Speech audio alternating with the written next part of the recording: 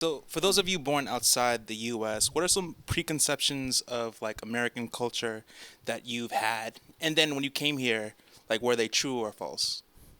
Tell the truth and shame the devil. Go ahead. But this is a very specific. I don't know if it's safe, You can do it. you know. So I think the preconception about America before I came here was the black culture, Okay. where we thought some of Indonesian or some of people outside of America thought that black people are criminals, etc., etc., and then they are not good. And when I came here, I remember someone told me she was from other university. I went to Northeastern University. It was 2017, and then she looked at the map. She saw that Northeastern University was close to Roxbury, and she was like, "Oh, this is Bronx, and this is not a good neighborhood, etc., etc." When I came here, of course, that stereotype was in my brain. So I was like, I was afraid to be around, black community. I was just like, it's like you didn't know anything. But in school, I learned all about American like system, like slavery, capitalism. I watched the slavery videos, and then it opened my mind. But still, it's not. I wasn't connected to the culture. But when I've been living here for five years, so when what I see was different, like not whole true. Everyone can be criminals, no matter where they're from. Indonesian people, Filipino, like Mexico, like any other ethnicity, like anyone could be criminals. It's just individuals, but that's like preconception about that.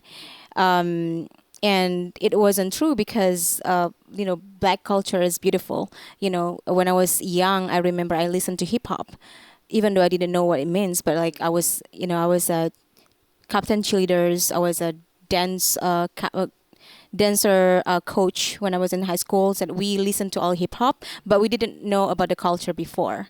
So when I came here, it was different, And now like I'm adapting to that black community, and it was, to me, it's beautiful. And then that's why like I want to share my experience to at least my Indonesian people, like about like this is the black culture in Boston, especially like it's very diverse. It's beautiful, and people are care each other.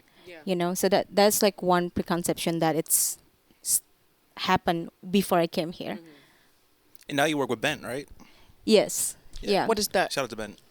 So What's Band that? is Ballot Entertainment is one of the event promoters in Boston that we host brunch events, we host R&B events, we host reggae events. What? So you So- came from not.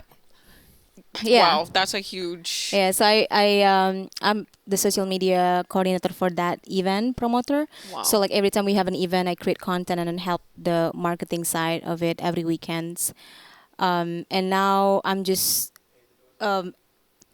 what is it called in English? Connecting? Like you just merging to Yeah. the culture, and you feel like you are into that culture. That's what's up. In Indonesia, like, is it as like sex filled, like everything on TV, or like the culture itself? If we're talking about the differences between Asian culture and American culture. Are you talking about sex, gender, or Oh no, like Like sex, filled, like, sex, hunching. like yeah, like Tinder. Yeah. Like I'm trying to Tinder you. Said Tinder. I'm done. How you like sex with Tinder? Make everything sexual. Is sex like hyperalized in Indonesia? you can't, not really, because you cannot just do that because most of us are, the majority of the population are Muslim.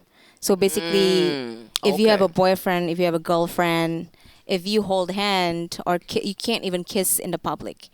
You could, at the, for example, clubs, we have clubs, you could do that. But sometimes like what is it called in English? Sorry. Like people talk and then give you like a social judgment for that. So you better not doing it, and then you're doing it like probably like not in the public. People don't really sexualize unless that person is really wearing something like open. I see. so they sexualize, like they were confused, like wow, because they haven't seen it often. Yeah. In Yeah. here, Yeah. you I can see. see it like it's normal for everybody here, like to wear, like you show your Clevelands or Yeah. whatever. But there, it's like a judgment, like wow. And then to me personally, it turns out to be body shaming. So for example, like I have in Indonesia, most of the stereotype of Asian, we have a like a skinny body, right? And if you're a little bit thick, they call it fat, and they say like, oh, why your thighs are so big. They didn't know it was a body shaming, but in America, it's a body shaming. Yeah. Right. You Right. know, Right. so Right. they Right. they to me, in my opinion, they were ignorant a little bit about that by saying that, but they didn't know that it was actually hurting someone else. But before, when they asked that, when they told me like, oh, you have a big thighs, I didn't know it was a body shaming. Right. Right. Right. So right. that's very different. When I'm here, like people talk about body shaming, mental health, Yeah. and oh, it was a body shaming. Now I can talk about body shaming because I was in that position, but never know that it was a body shaming. How about you, Elena? Just add to her what she just said. I think in Asian culture, everything is more closed. Yes. Yes. Yes. So just when we talk about sex or the body shape, so in here, I feel like everyone is just enjoying themselves. Yeah. So obviously we think differently. Everyone's independent. In here is like, oh, if I date with you, if something wrong with you, a lot of people, especially for college kids, they date with one person for 3 days and they broke up. Yeah. But in Asia, I can't speak for other countries, but in China or in Japan or in Korea, a lot of people is like, you have a sure commitment. Even though in marriage, if you feel like you're not happy, they don't want to do the what is it called again? Yeah, divorce. Yeah, Sorry, yeah. I had too much wine. Girl, bye. They don't want to go that far because they think they have a kid. They think this is marriage. You gotta show your commitment. Yeah, yeah, but yeah. they're not happy, right? Yeah. But here is like, I can just do whatever I want. I gotta treat myself right. I gotta do things right. So that's type of freedom we have here in America. And when you talk about the body shape, like so a lot of Asian country, they think skinny is a beauty. So you see myself, I wouldn't consider myself fat, right? But I'm fat in general in their eye. Yeah. Oh wow.